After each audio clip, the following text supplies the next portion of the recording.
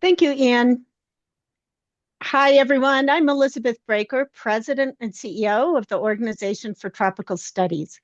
I want to thank each of you for attending this showcase, which we've designed to give you a view of the depth and breadth of OTS's education offerings. Today, you'll be hearing from OTS academic staff and alumni. This is their message. OTS offers a unique learning experience. We combine high-level training, access to cutting-edge research, and incredible locations for immersive education. This showcase is a window into today's OTS, bridging science and society for the next generation of scientists. With your participation, you have accepted our invitation to work with us to advance tropical knowledge through transformative research, education, partnerships that protect ecosystems and empower the people who steward them. Again, welcome, and turn it back to you, Ian. Imagine how much you will learn from ecosystems and yourself living in the field. OTS research stations serve as a bridge between people and nature, between learning and doing, between science, education, and conservation. Founded in 1963, the Organization for Tropical Studies, OTS, or OET, la Organización para Estudios Tropicales, started with a simple but powerful idea. The best way to understand the tropics is to learn in the tropics.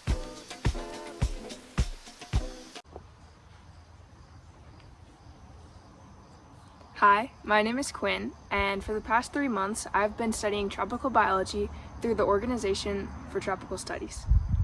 During this past semester in Costa Rica, I've had the opportunity to unleash my curiosity and catch a glimpse at what I want my life to be filled with: endless learning, adventure, and creativity. Growing up, my favorite time of the year was backpacking with my mom. It was a time when I got to be outside in nature all day and night.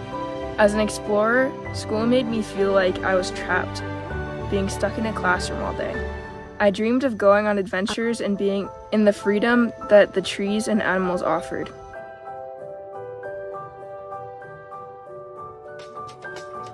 OTS immerses students in real field research. We help shape generations of scientists, educators, leaders, and decision makers. People who don't just study ecosystems, but learn and grow with them. Today, we're a 501c3 nonprofit consortium of about 50 top universities and research institutions, spanning 5 countries and 3 continents. For us at OTS, learning is expansive and deeply rooted in natural history and conservation-driven research. We are an engine of discovery, recovery, and stewardship for the world's tropical ecosystems. Our headquarters are in Durham, North Carolina, in the United States, with an operational center in San Jose, Costa Rica. But the true heart of OTS lives in the field, connecting human ingenuity with nature. In Costa Rica, La Selva, Palo Verde, and Las Cruces, over 6 decades of research and long-term data help protect 5% of the world's biodiversity. And in South Africa, our SSLI campus, inside Kruger National Park, where OTS has built more than 20 years of collaboration and research, allowing students access to learning in the field with a nearly 2 million hectares classroom. These diverse environments inspire different ways of thinking, and we assure you that you will be inspired by the OTS educational experience. At OTS, we introduce you to biomecology and distribution in both Costa Rica and Southern Africa, exploring conservation challenges from tropical forests to marine ecosystems to savannas. Across ecosystems, we create opportunities for undergraduate and graduate students, as well as researchers, to move beyond the classroom and learn through experience, inquiry, and connection. Through our stations, courses, and community, OTS provides the spaces, tools, and resources for students, researchers, educators, artists, decision makers, and nature lovers to come together, united by curiosity and purpose. So far, at OTS, we've trained over 11,000 students from more than 70 countries, taught hundreds of courses, supported thousands of researchers, and contributed to thousands of scientific publications. And the story keeps growing. Learning does not happen in isolation. It happens when human ingenuity is given the tools and spaces to engage deeply with nature. We've experienced it for over 60 years. Our forests and ecosystems are changing, and so are we in our efforts to learn from them and protect them. Join a strong global community of scientists, decision makers, nature lovers, and artists. Welcome to OTS, where learning becomes a legacy. All right. And with that, I will hand it over to our program directors, Lawrence and Sophie. Well, good evening or good afternoon to you all. Sophia and I are just going to share with you just a little bit about our current state of mind in OTS and how we've managed to, well, I believe we managed to retain sort of our DNA that would make OTS familiar to you, but we've also had to evolve with student interests and also changing challenges in conservation in both South Africa and in Costa Rica. So many of you would know Costa Rica or OTS, you have a clear sense of who we are, but for the uninitiated, founded in 1963 as a partnership between UCR and 7 US institutions. And the 3 founding principles were this idea that get students in the US to travel and focus on field-based experiential learning in the diversity of ecosystems in Costa Rica, ensure that one gets a broad perspective on doing science from a range of visiting faculty. And of course, we built the field stations as a platform for learning and exchange. And we've managed to retain those initial principles. But I think a large part of it is also to try and get students to make a difference wherever their home institution was. And so for them to travel and engage in local challenges and make local contributions. Most of our efforts have focused on Costa Rica, and we have 3 field stations there now, counting Crow as the 4th. But in the early 2000s, thanks to funding by the Mellon Foundation, we partnered with South African National Parks, University of Cape Town, and University of Witwatersrand to establish an undergraduate program in the Kruger National Park. Folks were somewhat skeptical because nobody really knew who OTS was. And after a couple of years, and all the students returned with all their fingers and their toes intact. And so it's now 22 years of running programs in South Africa. Started with just the African Ecology program and now expanded into a broader range. But across all the field stations and in both Costa Rica and South Africa, the OTS courses all aim to achieve the same thing, and that's to develop conservation and science leaders through inclusive field-based education, focusing on providing students with the opportunity to develop their leadership skills. But mostly it's about bridging the knowing-doing gap, providing students with experience in a broad range of locations and biomes, but also exposure to a broad range of ways of doing science.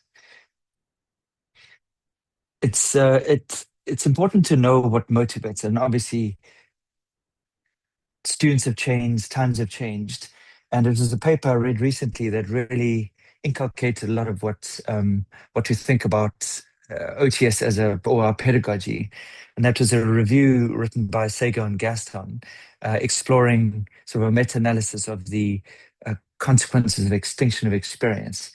This idea that children these days, as we become more evolved as a society, are spending less and less time in nature. And of course, with that comes a deterioration in public health and well-being, but most importantly, also an emotional affinity towards nature, resulting in political decisions, how we vote, that have disastrous consequences. The other that really has influenced how we think on our courses is that well, certainly in South Africa, there was a national assessment of our human capital development strategies some 15 years ago. And what they found was quite alarming. Firstly, there's a a lack of skills in the environmental sector. We're simply not producing enough students. We still sit with a real challenge around racial and gender equity. But our universities aren't necessarily focusing enough on transdisciplinarity in our education. And consequently, the graduates struggle to cope with the complex environmental and multidisciplinary issues. And that really sharpened OTS's focus on the kind of courses that we would run. And there are a variety of other reviews that came out later recently that also suggest that we're starting to see a decline in experience even in our ecologists. Our pedagogy retains the DNA to the early years, and that's obviously field-based and experiential learning.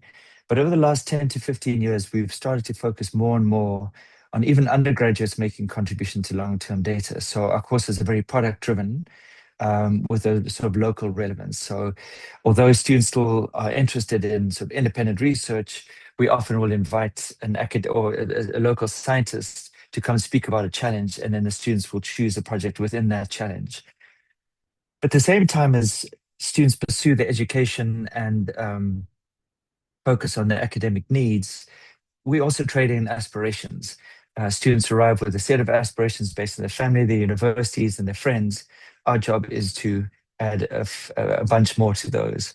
And through aligning our projects to local and conservation needs, students really get to engage in relevant research, which I think really does make a big difference to building those aspirations.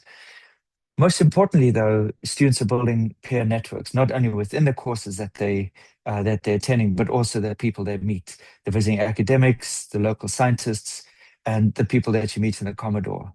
And in many ways, this is how one demystifies that journey into your careers.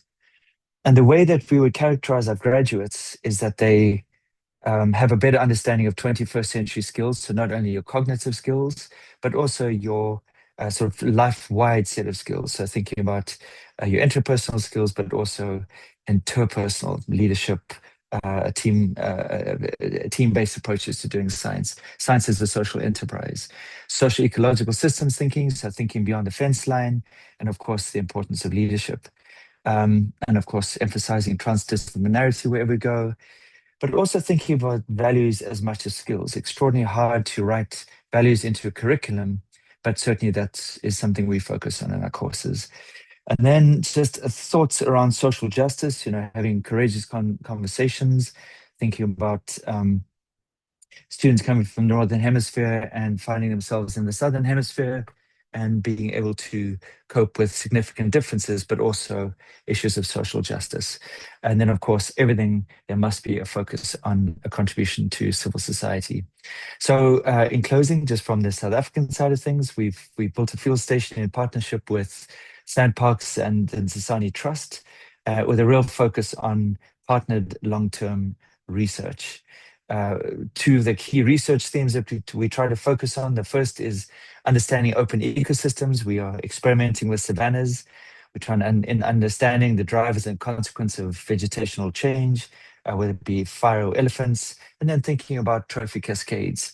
And some of the fun projects we focus on is thinking about how the landscape a fair amount have changed.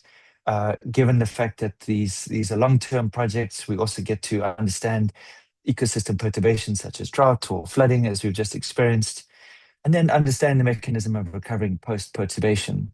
And then, of course, because a lot of our work is long-term, we get to understand the effects of climate change. About 5 years ago, though, we extended beyond the fence line and allied to some remarkable work that's being done at Las Cruces. We started to focus on restoration of savanna ecosystems. And we have tree planting as a solution in many of the tropical systems. Here, it's rather the removal of a very, very dense shrub and understory. And here we focus on restoration for biodiversity, carbon sequestration, and most important, improvement of livelihoods. And so, students have engaged in 5 years of research, looking at change in fauna, flora, soil carbon, and the emergence of zoonotic diseases, and now engaging in community-partnered restoration, removing the shrubs, restoring the grasslands, and particularly the forms of small flowering plants, but also restoring ecosystem processes in the form of fire. And that, I think, is a useful segue into thinking about restoration in Costa Rica. Gracias, Lawrence. And hi to everybody. I see many familiar faces, but a lot that I don't recognize. So for those of you who don't know about our stations here in Costa Rica, that's what I'm going to be talking about, and a little bit of what we do with our programs. As Lawrence was saying, this is a good change now to what we're doing in Las Cruces Research Station. Las Cruces, it's also home of the Wilson Botanical Garden. And that tower that you see there, it's our bird observation tower that is within the research station and really close to the botanical garden. So as Loris was mentioning, restoration ecology, if you see Las Cruces from above, is immersed in a big matrix of pastures, coffee plantations, cattle pastures, and different crops. And so it's very fragmented. So historically, what we have done in Las Cruces is a lot of research on restoration ecology, and it's continuing to do so. And this is something that the students have also been involved with when they come to our station.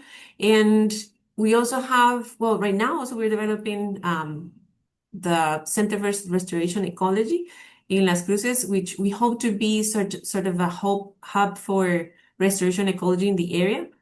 There are many different initiatives now that are, I'm sorry, related to restoration ecology, not only in the South Pacific, where Las Cruces is, but throughout the country. And what we're learning is that all the different initiatives are not talking to each other. And we want to be that organization that brings everybody together to share the knowledge about what everybody's doing in their own piece of land. So we're gonna create more impact in that sense. As you're seeing in the top picture, that was one part that was in restoration, in a project of restoration, and you see the cattle pasture next to it. So this is, again, one great place for students to learn about restoration in the site, and now see many of those sites that were restoration project now being a full-grown mature forest. You can pass to the next one. Now about Palo Verde, I'm gonna go quickly through these to the field stations, because I know many of you know them already, but we want to hear more from the other ones. So Palo Verde, it's now in the North Pacific, and is within the national park, Palo Verde National Park. We are the only field station that is within a national park, and that is because we were there already first before the national park. But it's great because we have these 18,450 hectares or so more sort of 19,000 hectares, and it is a great place where we have some of one of the few remnants of tropical dry forest along the region of Central America. And so this is protected in the national park, but we also have many different habitats. We have calcareous mountains and the tropical dry forest and the wetland. This wetland is very important for migratory birds. It's in the migratory birds route. And so it's also an ongoing project of land management, because this is one of the only site or national park where you can do land management. This is because there is this exotic or invasive species of grass that, unless it's managed, then it covers the whole wetland. It doesn't allow that mirror of water to be there for the migratory birds. So it's a great experience for the students to be there, to be the problem of land management and invasive species, and the relationship that the national park has with the community. It is surrounded by cattle ranches, by rice plantations and sugarcane. And so there's a lot of stress into the forest because of these activities around the national park. And so there's also sites where it used to be a cattle pasture, and now it's a full-grown forest. And we have been doing a project where we're collecting these and recovering these data in these plots. So this is something that will be available for students as well. We can go to the next one. In La Selva, very famous La Selva. I left it until the end. We always start with La Selva, but now I just want to talk a little bit more about what happens here. It is one of the most important field stations in the new tropics. And this is for many reasons. It's very easy accessible from San Jose. It is around 1,800 hectares of tropical rainforest. It has unique facilities for research and for education. As simple as you might think that it is, a trail system, about 60 kilometers of trail that allows for students and researchers to access the forest from at anywhere in the forest, and access to different ecosystem to study the biodiversity that we have. Amazing biodiversity, more than 2,000 species of plants, 120 species of mammals, more than half the amount of bird species that we have in Costa Rica. And if you go to the next one, this is thanks also to an amazing effort that was done in the 80s to connect that piece of land that you see marked with a brighter green of La Selva to the Parque Nacional Prado Carrillo, the national park. And you see that piece of land that is connected is the protected zone of La Selva. That allows to the biodiversity to move in an altitudinal area. So it goes from 35 meters above sea level in La Selva all the way up to 2,800 meters in the volcano, Barba volcano. Historically, there has been a lot of research done in these, go back to the previous one, in these forests. As you see, all those numbers are different shelters that have been used by researchers doing research along this transit, which give us a great baseline for research that has been done in the long term. More than 30 years of research here.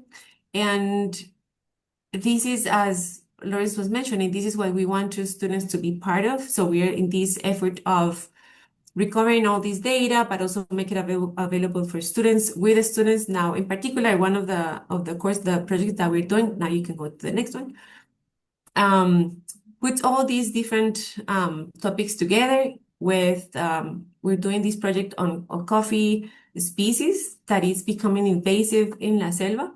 So as the students are working hands-on on this project and they are measuring and seeing the effect of invasive species in the forest, they're also counting or measuring, sampling biodiversity.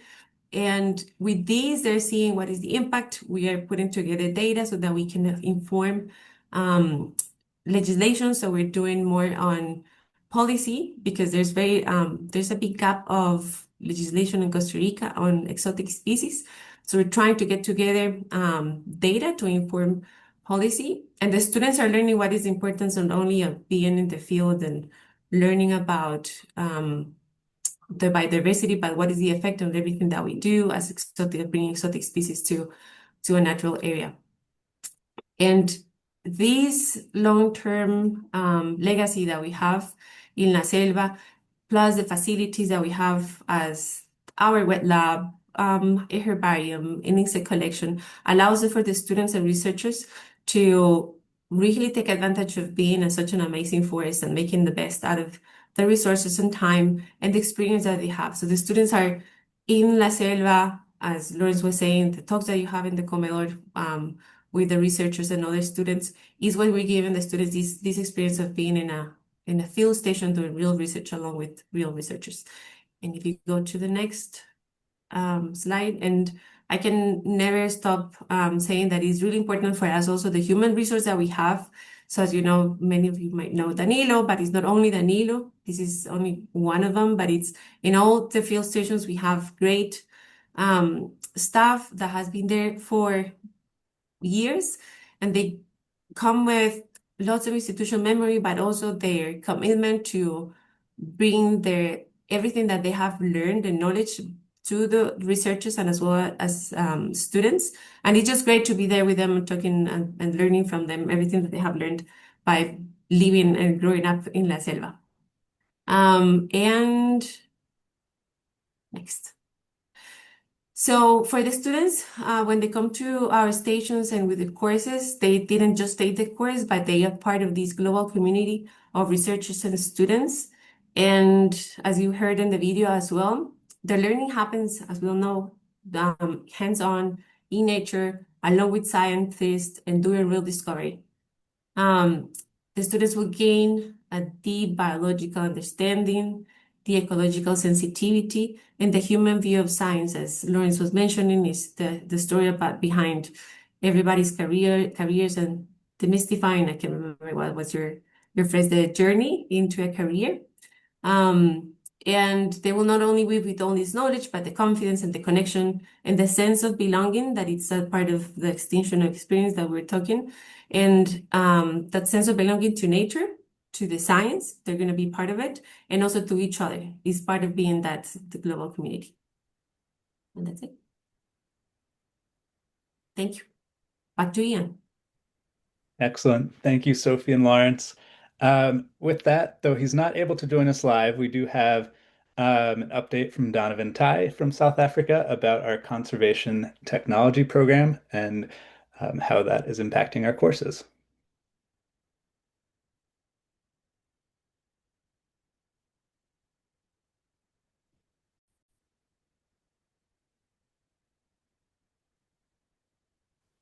Hello everyone, my name is Donovan Tai, and I'll be sharing some of the work happening through our conservation technology program.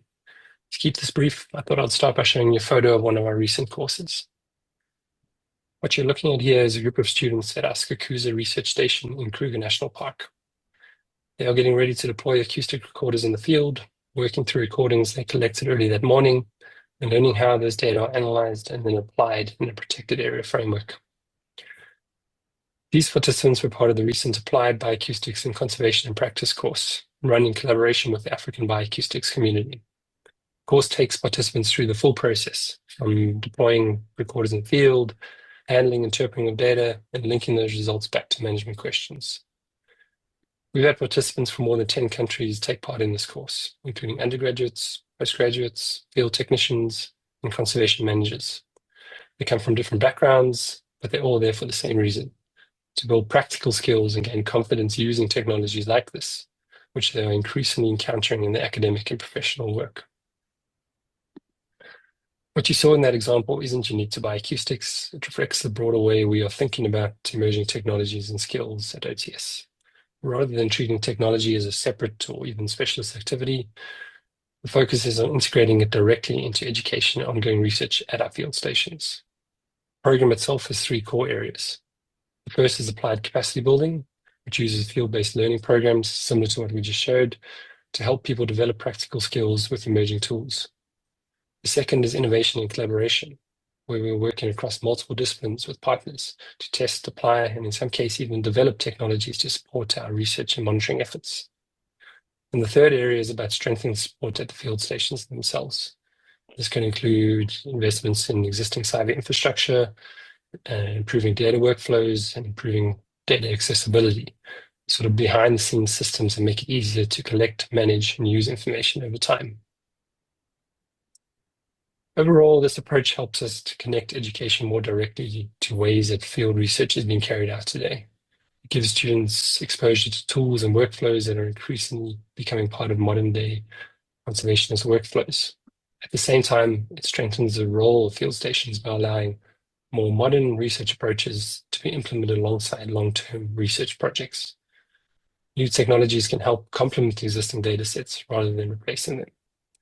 From an educational perspective, this combination, applied training, strong field context, continuity with existing field research, and improved access to information underpins the value of this program for us.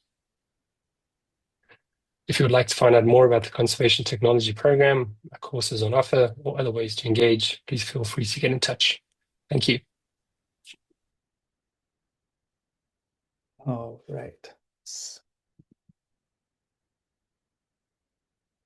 Excellent. So we have a few more videos and then we'll get into our final sort of overview of all we offer with our education programs, how you can get involved, and open up for some questions at the end. But first, I'm going to share a few of our alumni stories.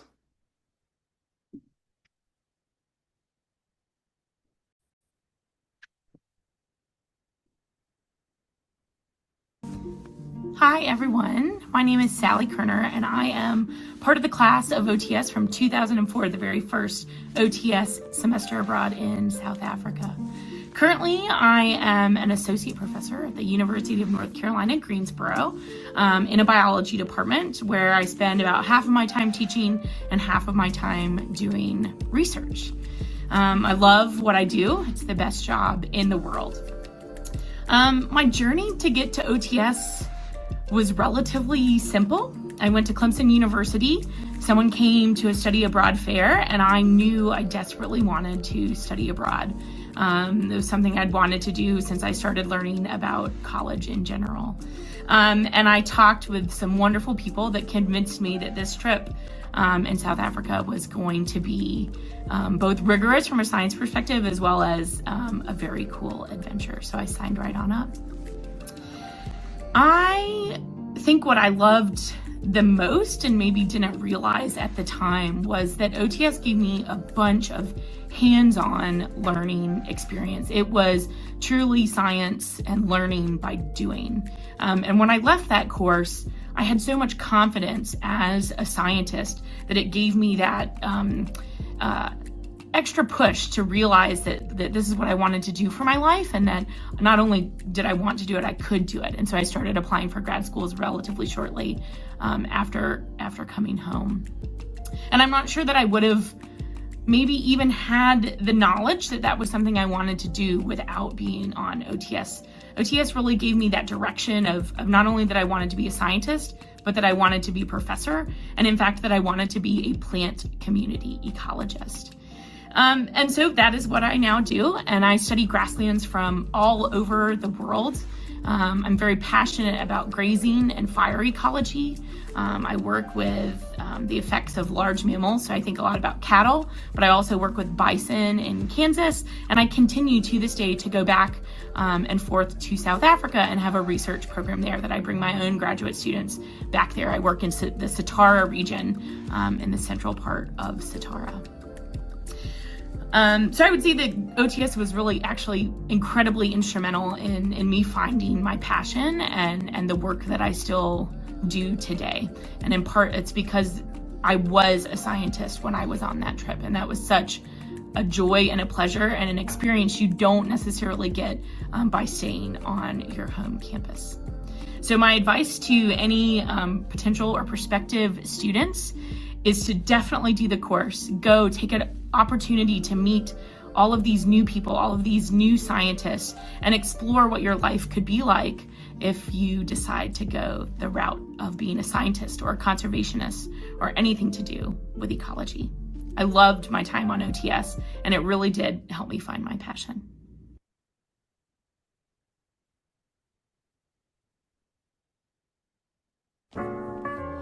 The CRO team had the incredible opportunity to sit down with Adrian Pinto, a renowned Costa Rican microbiologist. We asked him key questions about the support he has received from the OTS in his research journey, the milestones of his career, and the profound impact his work has had on the world of science. Hello, I'm Adrian Pinto. I'm a professor at the University of Costa Rica, School of Medicine, Biochemistry Department. I also work at two research centers for cellular and molecular biology and for microscopic structures. OTS and its stations have been crucial for my academic development. I came to La Selva for the first time being a PhD student at the University of Wisconsin. I had a pilot fellowship, and since that moment, it became my main field site for all my research. Thanks to OTS, I finished my PhD studying nitrogen fixation in leaf cutting ants. And due to that research, I was awarded the National Science Prize in 2010. After that, I became a professor with several research projects with OTS, mainly at La Selva Station, but also in Palo Verde and Las Cruces. In one of those projects in 2016, we were part of a discovery of a new antibiotic, which was named selvamycin. And since then, we have been researching for the discovery of novel antibiotics with other insects at La Selva and other stations.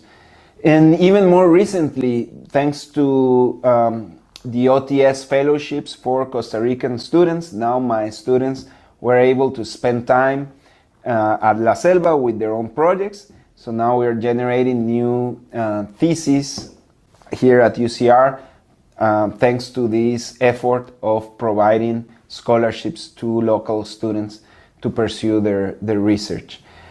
Hey vlog, so this is me when William makes me hold everything because he wants to be a princess during the hike.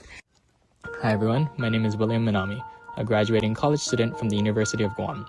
For much of my college career, I have felt lost, trying to find the perfect field in biology for me. I didn't know what I wanted to do, and spent my college life drifting from one topic to another, bouncing from business, nutrition, and medical science. I worked in hematology, agriculture, and even at the morgue.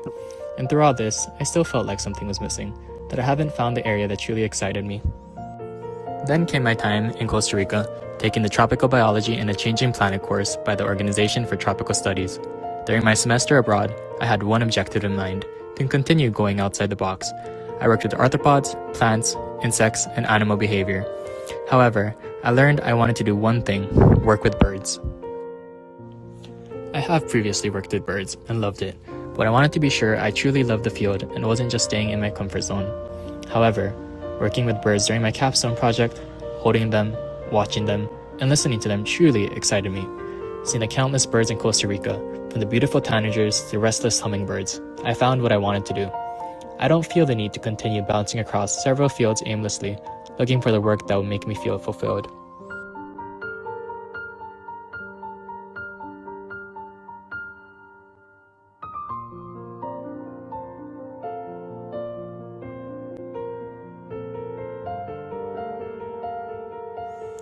After being lost for all this time, I now have a clear path for myself in the future. So if you are feeling just like I have, take a moment, listen to the birds, go outside, explore, live your life, and the passion will come.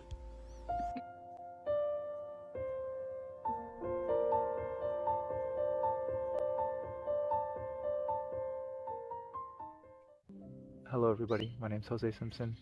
I'm a student in OTS's Tropical Biology on a Changing Planet 2025 course, and I'd like to share with you how this course has motivated me to work in conservation through more community work when I get back home.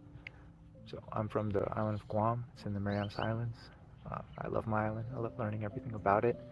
And being in Costa Rica for the past 3 months, I've gotten to witness all the beautiful environments this place has. I understand why it's called a biodiversity hotspot now. And I often wondered, how is this place kept so biodiverse? How is it protected? And I got to learn the importance of community engagement in a presentation done by Jorge Picado Barbosa when we were in Cervantes.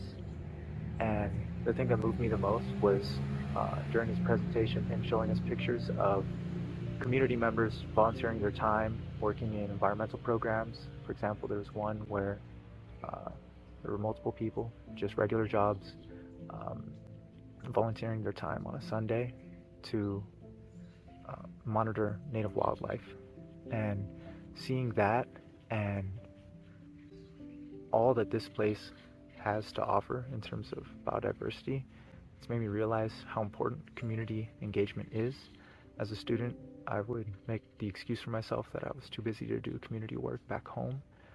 And now I've realized that I have to, as a biologist, as an aspiring biologist. Environmentalism is what's at my core, right? So I'd like to say, it's anyone else there who feels like they want to do their part to help the environment, I want you to know that any effort that you make is worth it. And you should go to that beach cleanup. You should go to that reforestation event and make a difference.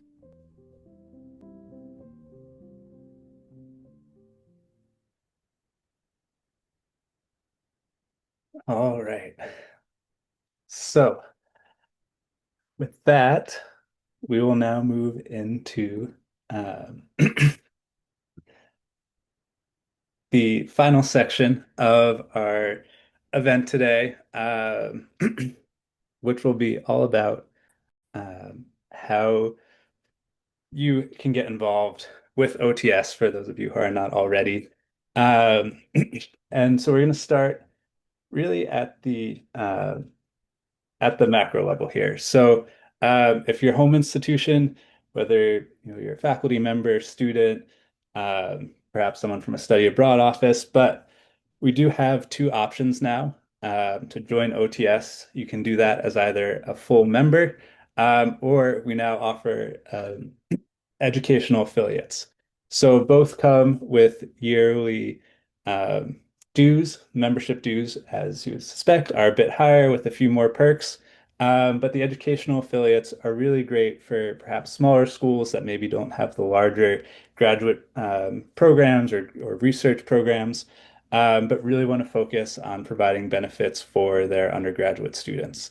Um, this isn't necessarily meant to be an exhaustive list, but you can see here there are a whole lot of really good benefits if your institution does want to join OTS as either a member or an educational affiliate. So, for those of you, I'm sure many of you on this call are familiar with OTS and our FLAGS programs, but these are our faculty-led academic groups where you can take your own class of students to our field stations for summer, for perhaps mid breaks and add on to a course. And with that, we offer a whole lot of options. So we've been working on building out sort of an a la carte menu for our program so that you can pick and choose what will most benefit you and your students. So we offer everything from pre-departure and on-site orientation to airport pickup and local transportation, helping with bookings of both OTS stations and third-party facilities, research permit processing, and a lot more. So those are some of the highlights there. Um, but it's a really great way to bring your students to our facilities to utilize everything that an OTS research station has to offer. And we do offer those in both Costa Rica and South Africa. All right, so now this is the area where I work a little bit more closely with. As our Associate Director of Admissions, I primarily help lead our recruitment efforts for mostly our undergraduate programs, but also some of our graduate programs. As you can see, we have a lot more graduate programs at this point in Costa Rica. And so a lot of Pablo, who I'm not sure if he's on the call or not, but he tends to lead our graduate recruitment for those programs. But we're wrapping some of that into our North American office now in hopes of expanding our reach and getting more graduate students back to Costa Rica and South Africa with the addition of our applied bioacoustics course. So this is just an overview of what we're offering this year. So as you can see, you have a whole bunch of topic specific areas in Costa Rica. And then as Don talked about in his video, we do also have our bioacoustics course, which does have two different sessions. So students can either come in May or they can come in September, beginning of October. All right, so now on to our undergraduate courses. So for our undergraduate courses, as you heard in the videos, we do offer our 2-semester programs. In South Africa, we have our African Ecology and Conservation semester. That runs in both the fall and the spring semesters. We also have 3 great summer practicums there. So we have our brand new and very exciting Marine Ecology and Conservation practicum, which is starting this May. That'll largely take place in Cape Town and is really good for students who are focused or have a strong interest in marine biology and marine conservation. We also have a really great fire, elephants, and biodiversity practicum. That one is led by Lawrence primarily and works kind of comparing and contrasting the landscapes between Kruger Park and Swaziland, Eswatini, looking at the impact of different fire management policies, the impact of elephants on the landscape. So that's a really exciting course for students who are interested in learning more about that. And then finally, we have our also new pre-vet practicum, which will be led by our Will Weasel, who's one of our excellent faculty members in South Africa, currently leading the semester program right now. And that will have a focus on, as the name suggests, appeal to students who are interested in veterinary programs for graduate school, perhaps going into veterinary fields. We'll be working both in the park and outside the park with local communities, so students will get to work with both megafauna as well as domestic animals, helping local vets in the region administer vaccines, things along those lines. So it's going to be a really amazing hands-on experience for those students. And then over in Costa Rica, we also have our semester program there. As you heard from our students, we have the Tropical Biology on a Changing Planet semester. That also runs in both the fall and the spring. And then we have our summer tropical biology course. Um, it's a really great 4 week, 4 credit course for students who kind of want to dip their toes in field, but maybe aren't quite ready to commit to the full semester, but still get really great hands-on learning experiences. All right. And then finally, maybe our most exciting new update for the undergraduate programs is we've been working for a while now on trying to figure out how to properly uh, create equity in our programs for students from different educational and institutional backgrounds, uh, and also make our programs a bit more competitive, but in the marketplace, while also providing undergraduate benefits for our members and affiliates for really the first time for most of our history, our membership has been tied to our graduate programs and benefits for researchers who are coming to use our station spaces and labs. But now we want to extend with this new pricing model, we want to extend benefits to undergraduate students as well. I think in recent years, we found that a lot of the larger public state universities here in the US that were traditional members were still sending some researchers or flags, things like that, but they weren't really sending any undergraduate students because of a big discrepancy in what an in-state student might be paying versus what a student from, a small liberal arts college might be paying per semester.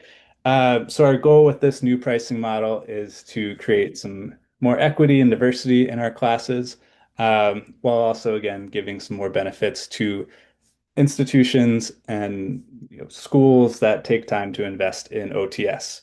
Um, so with this, as you can see here, this will be our new pricing structure going forward. So we do have kind of a two tiers with 3 tiers system going on. So it might be, a little complicated at first, but we'll be here to answer any questions and help with this transition to the new model.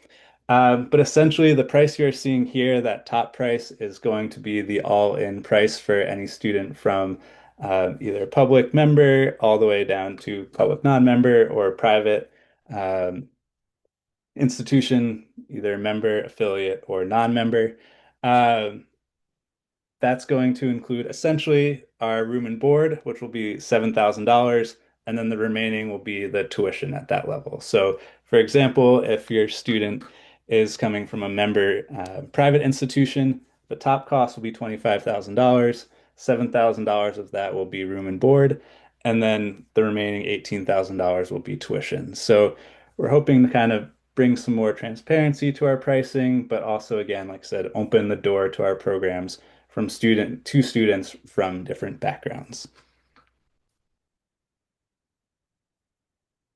All right, and then to kind of summarize everything, wrap it all up here before we open up to any questions we might have. This is just some contact information. Again, there's my contact information there for anyone who's interested in learning more about the preferred pricing program, any of our undergraduate programs. We also have our general undergraduate email. We have the graduate program email, flags, and then if you're interested or you think your university might be interested in joining as a member or an educational affiliate, you can also reach out to Jennifer Kelly for more information on that. And with that, I want to just wrap up by saying once again, thank you all for joining us today. It means a lot to us to have your support and to have you all come today and support us. So thank you very much. We really appreciate it. And with that, I will open it up to questions. It can be about anything you saw today. We have Lawrence, we have Beth, I'm here, we have some other OTS faculty and staff on the call as well. So we'd be happy to answer any questions, comments, discussion you might have. So thank you once again for all being here today.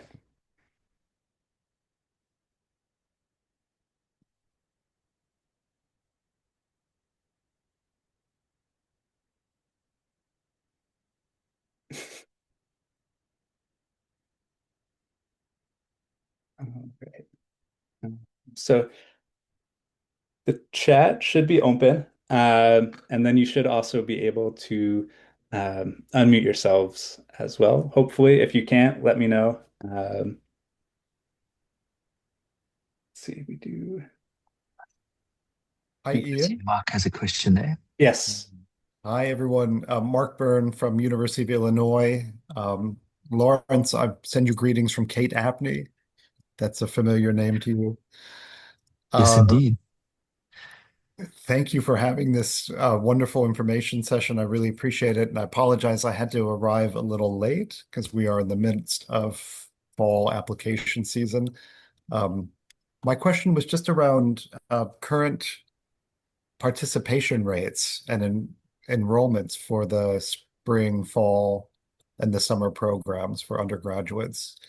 Apologies if you went over this earlier, but could you just give us, I'd like a sense of how many students are enrolling right now? Yeah.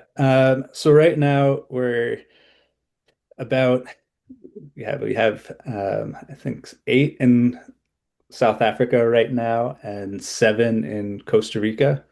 Um, Costa Rica, that one, for some context, that one's recently relaunched, so we're in about the third semester now of running that program, and that's consistently grown every semester. So it's still small, but it's growing, which is awesome. We're getting about 1 or 2 additional students each semester. Um, South Africa, I think this spring took a bit of a hit with some of the discourse around South Africa, because that had been on a nice trajectory of getting, 13 to 15 students each semester, and then we saw a bit of a drop this spring. Um, but we have good momentum going into the fall and should be back up in that probably 15 or so range, and then hopefully cross into the double digits for Costa Rica semester program. Um, the practicums in South Africa, those ones are non-credit bearing, so they're a little bit more internship focused, uh, and great for students who want kind of like almost that hands-on resume building experience for graduate school. So they're traditionally a little bit smaller. We also too are new this summer, so they'll probably be made up of anywhere from 3 to 6 or so US based students, and then they also are where we support a lot of South African students. Uh, Costa Rica, the summer program there has been pretty consistent for the past probably, I think I've been with OTS now 4 or 5 years, and it's been pretty much at 12 to 15 students every summer. So there's still some space to grow there, but it is a healthy class each summer. Okay, great. Thank you. And thanks, Lawrence. I will send your regards back to Kate. Magic, thanks. Hello, this is Julie Denslow, very old OTS alum. And one of the things that I found very powerful about OTS courses was the involvement of faculty from all over the world. I mean, at every station, we would have 3 or 4 so-called resource people who would lead field problems and give seminars and consult with students and so forth. And I wonder if you're still using that model. I can answer that one. Yes, we're still doing that, particularly a lot more for the graduate course. Is about for every 5 students we have an invited faculty, and as you were saying, we're trying to bring those unicorns that are not only really good academically and like top of researchers in their field, but also that are really committed to the students in their field and have that skill of being in the field teaching and just dedicated their time to the students. So that's still maybe an alumni as well. It's one of the amazing things about our courses, and for the undergraduate courses as well, although we don't bring so many and we have them all the time, In each field station, we have one or two invited faculty that comes give talks, or the conservation module, the science communication module, or for the independent project or group project, we always bring some resource faculty. Thank you. If I may, and hello, Julie, it's great to Hey, have Beth. you join us today. I'd like to give a shout out in the context of the graduate courses in Costa Rica, that give a shout out to Sophia and Pablo and the team for their continued efforts to involve early career faculty in being resource people, as well as researchers from all over the American tropics, and of course from the US and occasionally from Europe. So it's been a conscious effort to build momentum for the future of OTS by engaging a new group of researchers in being resource faculty. Thanks, Beth.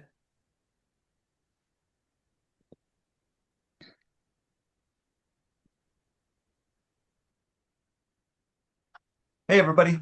I don't want to get in the way if somebody has a more important question, but I first wanted to second exactly what Mark said. Thanks a lot to all y'all for putting together once again a wonderful presentation. These showcases are always useful and helpful and fun and inspiring. And so way to go. Ian, Sophie, Lawrence, everybody who contributed behind the scenes. I know for a fact, Jennifer, Beth, Naomi, Pablo, etc., did and do. And so anyway, thanks very much. You could tell from all the floating clapping that was going on that folks really appreciated this. So the question, I think, is my guess, and I don't actually know this, is that every student who takes an OTS course has sort of an end of course survey or maybe an exit interview or something like that. So you get a sense for, what they thought of the course and sort of feedback. And I'm just curious, I don't even know if that happens, but I think it probably does. And so to the extent that you guys have kind of a summary statement of what you read from those, from those surveys or the feedbacks or the exit interviews, and I guess it could be wide-ranging or open-ended. Again, unless somebody has a more important question, please just raise your hand or type it into the chat. But so, all sorts of things like, why did you take the course? Or would you take it again? Or what would be the next course you'd want to take? Or how could the course be even better? Or just your sort of, if any of you have read a bunch of those, I'm just curious for the executive summary or the distilled take-home message from those various surveys or exit interviews, or I don't know, any thoughts about about that? Sure. I think the one thing for me is that in the 22 years of teaching here in South Africa, students have changed dramatically. So when we started, the vast majority of students were natural historians, and OTS was a real attraction because there was such a focus on natural history and so on. Over the years, we've seen a shift towards environmental students, but also students interested in big issues. Climate change, conservation challenges in the 21st century, social justice in conservation. And so the reviews have also changed in a very interesting pattern. I think the majority of students still, so the question we ask is, would you recommend this to a friend? And the vast majority would still say yes. So even if they've had a difficult experience themselves, and what's interesting about that is that difficult experience is largely associated with the vulnerabilities of heading abroad for the first time, or having to live with a whole bunch of people in a field station. But they'll say things like, despite the fact that I had a bit of a tough time being away from home, I would definitely recommend this to a student who's interested in conservation in Costa Rica or South Africa. So in the main, the reviews are quite positive, usually sort of between sort of 80 and 100%. Not that you ever really get 100%, but so generally quite positive. But even if students didn't enjoy it, they're willing to recommend it if the right person is applying. We get all kinds of recommendations for improvement, and one doesn't sway too dramatically one way or the other. So you've got to kind of revert to the average. But we've seen a big shift in how we teach and to some degree what we teach. So they've certainly helped shape what we do. But as I mentioned just now, students are more and more interested in issues, and to bring in ecological theory can be a little bit more challenging. But the bottom line is we teach to a curriculum, but we've just flipped the curriculum on its head. So now we teach to an issue, but we bring in the theory, and then we slide in the natural history. And the major difference for me is 20 years ago, students arrived desperately keen to catch butterflies and whichever, and desperately keen to go birding. Actually, the number of birders haven't really, that hasn't really declined. But just in the last 10 years, you see more students afraid of insects and so on. And by the end of the course, they can barely listen to me speak about trees because they're too busy catching insects for their collections. So different journeys, still positive. But I think if again the executive summary, I think they appreciate the field, and they appreciate, even though they might not necessarily be that enthusiastic about the field work initially, they deeply value that experience. And I people. mean, Oh, that's the other one. And the interaction with people. Sorry, Sophia. no, it's okay. I just confirm everything that Lawrence has said. In the Costa Rican programs is the same. I think it is the experience for the students to be in the field, to be out of the comfort zone, but at the same time having fun. And they're learning so much. And what I think is the usual message is that, and we always tell the students, you have to do this and you're going to learn tons, but you have to do it while you're having fun, because otherwise this is not going to happen, the learning. Even when the students realize, and for it happens a lot with the undergraduate programs, that they're coming from different fields, then if they realize that maybe biology is not their thing, they usually do enjoy the experience and being the experience abroad, and being closer to nature. I haven't read like a one review that is like, I'll never come back, because you rarely have the student that says, they didn't tell me that I was gonna sweat so much, or that I needed to bring my hair dryer. It happens. I would still say that it doesn't happen, but as Lawrence was saying, I would say like up to 90% of the students would say that it's a good experience. And it was when George, you were the board, that I remember something that the students said. We invite some students that just finished the course to come and give a presentation to the board of directors. They put it together the best way. They said that they didn't realize how in college you learn everything in modules. It's biology, statistics, or ecology, zoology, all separate. And the OTS course is you learn how this everything works together, and you learn how to put it together. And I feel like that's what the students at the end get, is like very organic way of learning. And that's why I feel like it's so joyful for the students to experience this. So it's a very academic and personal, really positive feedback. Actually, I've got one more thing I should add. I think that the other thing that's really emerged of late is that students have really appreciated that their efforts in the field, the data they collect, is addressing real world challenges, and that's contributing to long-term data. So what we've done now is we will invite the sandpark scientist, water biologist, or aquatic biologist, or fire ecologist, and they'll come present the challenge. And I think that's a real highlight as well. It's just this feeling that even as an undergrad, I can collect real data that ultimately will contribute to either policy change or publication. Yeah.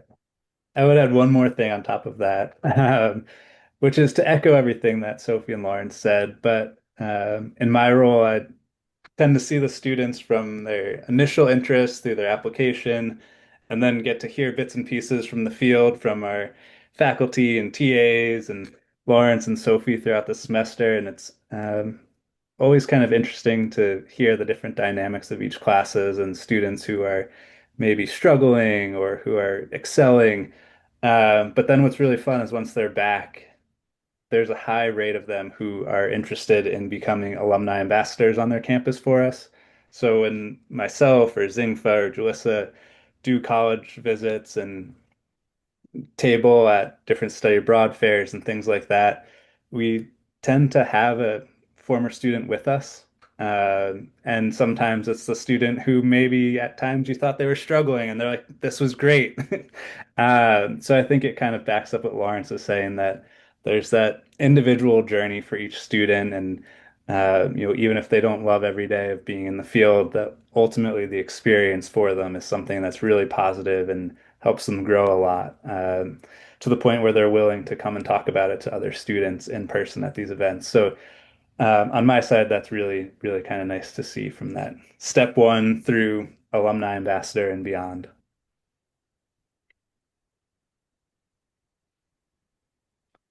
All right. Do we have any other final questions, comments before I hand it back over to Beth to wrap it up for us?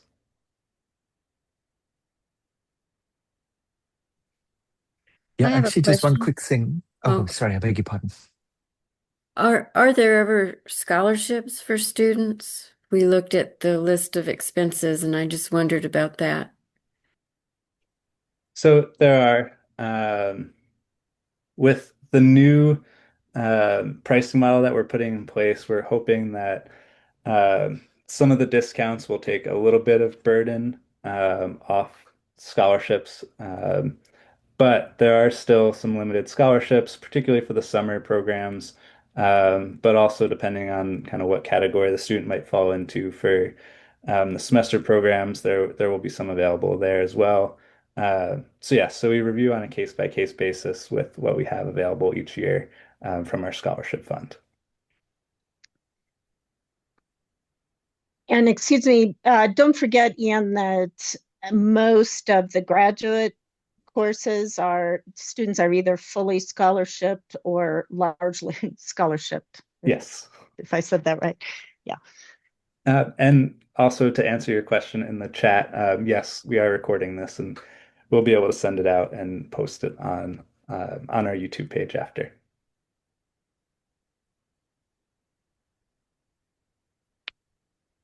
So, hi everyone, this is Kathy Proper from Northern Arizona University.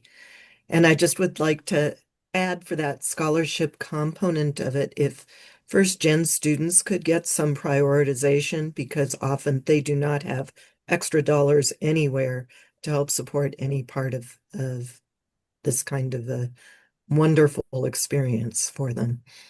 And also have less resources to experience any other international travel types of experiences.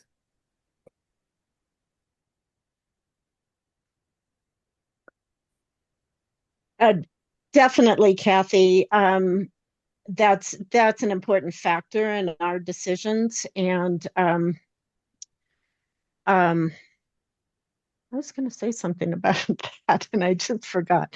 I do see that you've had some courses before that really target folks from populations that are less represented. Choosing the words carefully here. Yeah, as we are. It's important to note that at a lot of universities, if OTS can get in the door to be considered as in a category of international study opportunity for which the students can apply their financial aid, and we have that with several of our participating institutions, then that makes all the difference. So that's something that our representatives at our member institutions and at our affiliate institutions can help us navigate at each college or university.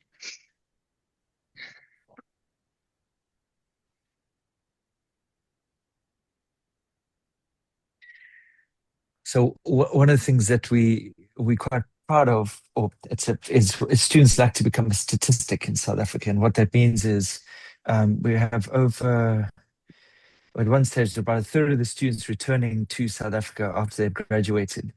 And in order to qualify as a statistic, you have to be here for at least a month and do something meaningful. So it can't just be holiday. So we spend a lot of time encouraging students to think about creating their own internships. So which is why we started the practicum system. We had so many students trying to figure out ways to stick around and do a senior thesis. And the summer programs weren't exactly what they wanted. And I spent so much time and effort trying to create these opportunities with great enjoyment that we started doing the practicums. But one of the ways, Catherine, just thinking about students who haven't had that many opportunities before, is that what you try and do is if folks do come on the semester programs both here and in Costa Rica, there are other funds available to support them through the fellowships initiative. But we also make it really easy for them to figure out a way to stay in country and do some work towards a senior thesis. So that's proved to be a really fun engagement with our alumni, because they of course make a long-term contribution to the research initiatives.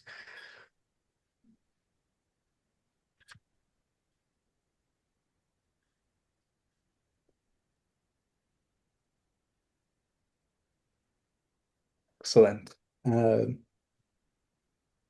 Thank you all once again for coming. I don't know if we have we might have time for one or two more questions, but again, we don't want to keep you too long this afternoon. I know everyone's busy. So with that, I'll hand it back over to Beth to wrap us up. Thanks, Ian. Just quickly, I have to say how much of a genuine pleasure it is for me in my current role at OTS to be able to thank all of our wonderful staff, thank board members who are attending, thank those of you who were my own mentors as I was coming up as an early career scientist, or who were fellow graduate students with me and learning about how to be a scientist. Those of you who are representatives of your universities now as a faculty member or at a global studies office, we really want to work with you. We want to open the doors for more students from all backgrounds to be able to attend OTS. As mentioned, we do have this preferred pricing model now, and we do have scholarships available. So please, if anyone shows a glimmer of interest, send them to Ian to direct the traffic to the right person. And there are many of you on this call who have supported OTS over the years in many, many ways. And I just want to give you my heartfelt thanks for helping us carry out our mission, our educational programs, our desire to really bring the beauty, the wonder, the mystery, the science of the tropics to everyone who wants to participate. Thank you very much.